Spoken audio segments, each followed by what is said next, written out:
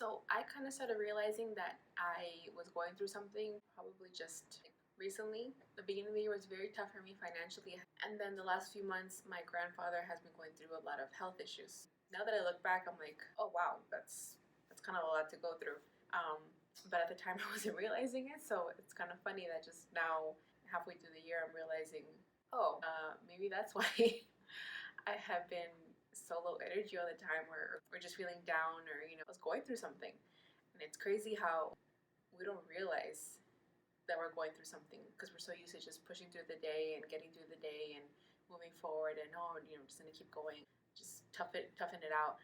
And no, sometimes we need to actually stop and look and notice that there's certain emotions that are bringing us down, and we need to address them. That's what we're going to be talking about today. Hello and welcome. My name is Melissa from thepurposecoaching.com, and today we're going to be talking about how to clean your emotional space. Now, this is part 2 of a 4-part series, so if you haven't seen the other videos, I will link them down below. I think what most of us don't realize is that emotions have a way of piling up, and we don't even notice it. Or sometimes we're too busy to notice it. Or we do notice it, but we don't want to deal with that right now, so we kind of just like shove it away in a deep dark closet in the back. But the problem with that is emotions don't go anywhere. They don't disappear. It's like hair, You can't destroy hair. You can't burn it. You can't destroy hair. It doesn't go anywhere. The emotions are the same. They don't go anywhere. And actually, not just do they not go anywhere, after a certain amount of time, they just get bigger and bigger, or something else happens that kind of correlates with that. So now you just have these two things, and it's just building up the resentment and the anger and the hurt and the pain, until it becomes this big giant that we don't even know how this happened. And often, a lot of times, that's when people start to feel symptoms of anxiety and depression, and they're like, I don't know what's going on. Well, that's what's going on. It's been building up for years. That's okay. It's normal. We all do this. But that's why it's important to take the time sometimes to just stop and address how you're feeling, to check your emotional temperature and see, how am I doing really, So the only way to get rid of these emotions is to go through them, to address them and to feel them, is to open up the closet and let them out and face them. And don't be afraid of what comes out. Don't be ashamed of what comes out. If you see that you're still angry, you're still hurt, you're still pissed, you're jealous, whatever comes out, don't feel ashamed about it. It's fine. We're all human. We all have feelings. Even Mother Teresa had to deal with anger and sadness and insecurities. So don't feel bad at what comes out, because there's nothing bad about that. There's nothing wrong with that. What is wrong is not addressing them and letting them pile up on you. So without further ado, here's how we're going to clean up your emotional space. Be sure to stay to the end for a bonus tip. It's something that I swear by, that has helped me through the darkest moments in my life. No matter what it is, it always helps me, and it's something I swear by. So stay to the end for that bonus tip. Okay, so just like cleaning your house, we're going to sort through your emotions in 3 piles. The ones you want to keep, the ones you want to get rid of, and the ones that you need but you don't have right now. So let's start with the first pile. What do you need to get rid of? What emotional baggage is bringing you down? What keeps you up at night? What unhealthy habits you've taken on that are more for protecting you than for helping you? What relationships are toxic and taking away from you? To help you out, I have a list of things that do not support your emotional health, and it's up to you. You decide what needs to go in order for you to be happy. Negative people or toxic relationships, suppressed feelings such as hurt, anger, resentment, unhealthy habits that just help you feel numb, like drinking or drugs or overeating, unrealistic expectations, being overwhelmed, being too busy, comparing yourself to others, being negative, complaining all the time, fears that hold you back, criticizing yourself, being hard on yourself, feeling guilty, holding grudges or resentments, feeling ashamed, and jealousy. So when you hold on to anger towards that asshole family member that you can't stand, or you're angry at your boss that treats you like shit, this is taking up emotional space and energy that you could be using towards creating a life that you love or a career that fulfills you. Now, what do we want to keep? So go through your emotional inventory and look at the good habits that have helped you, that help support your mental state. So some of these include a supportive inner circle, a form of exercise or working out, having a growth mindset, journaling, meditating, getting enough sleep, learning, relaxing, music, art, anything that forces you to be creative, spending quality time with your loved ones, being grateful, hobbies, having work that fulfills you, being forgiving, including of yourself, not being afraid to try new things, having healthy boundaries, being able to apologize when you're wrong. Now notice what's missing. So I want you to go through the list I just mentioned again and notice what stands out to you, what speaks to you. Commit to adding at least one of these habits to your daily routine. Now, of course, this is a wonderful list, but it doesn't mean anything if there's no action behind it. So I'm going to tell you what to do next. Now, before you start to complain and you're like, oh my God, this is so much work, there's more. Yes, there's more. This is your emotional health, and I don't take it lightly.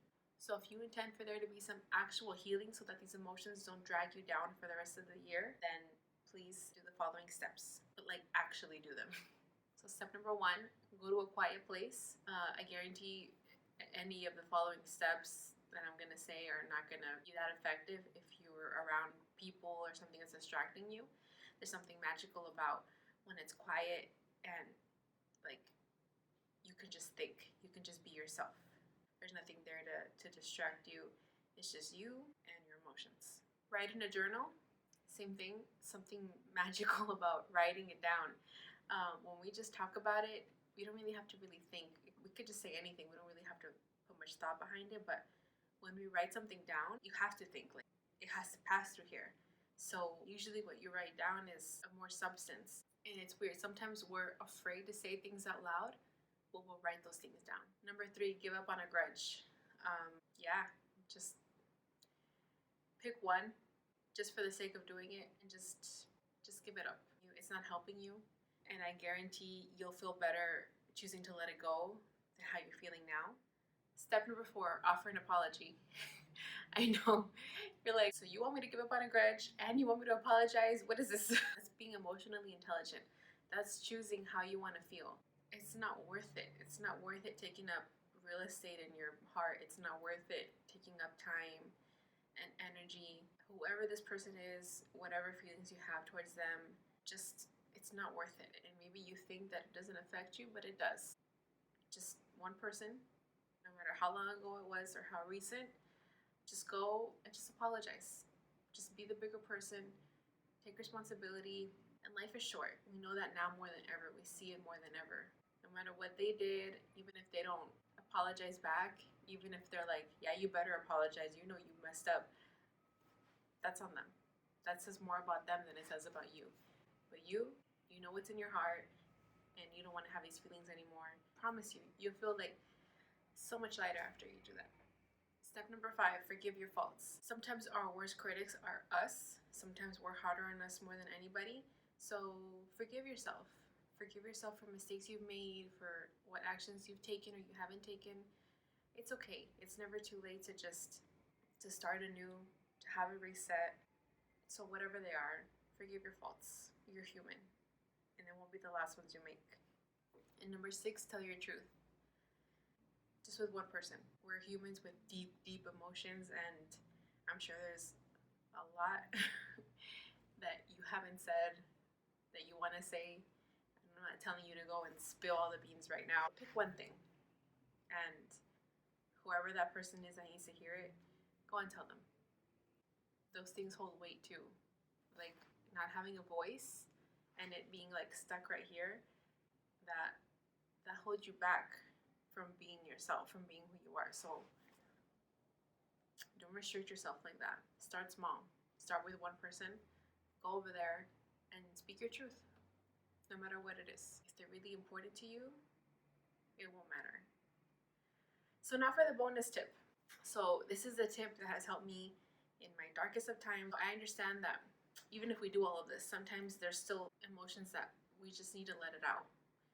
We just need to cry, or we just need to scream, or we just need to fucking cuss for 10 minutes straight. I don't know how you let your emotions out, but sometimes you just need to let it out. So go ahead and do that.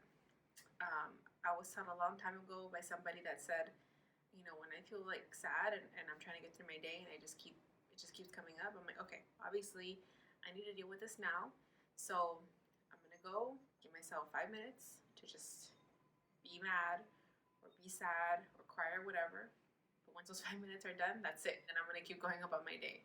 And I thought that was great because like I said, you have to go through the emotions. You can't not. And there's been times where I've given myself those 5 minutes. I've given myself an hour. And in the worst ones, I've given myself a whole week to just go ahead and let me feel sad. But here's the trick. Whatever time you set for yourself, once it's done, it's done. You stop. You don't keep going.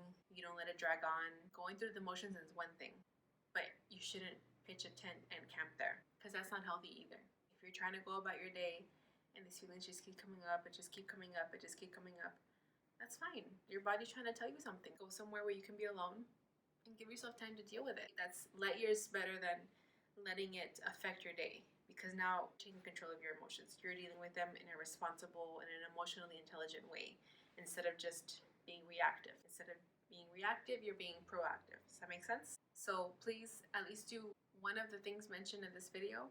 You deserve to not have these things continue to weigh you down for the rest of the year. I know you have big dreams, I know you have big plans, but you're a human and these things are gonna happen. So deal with it. Thank you guys for watching. If you like what you heard, please hit the subscribe button, like this video, and comment below what emotional trash are you gonna get rid of.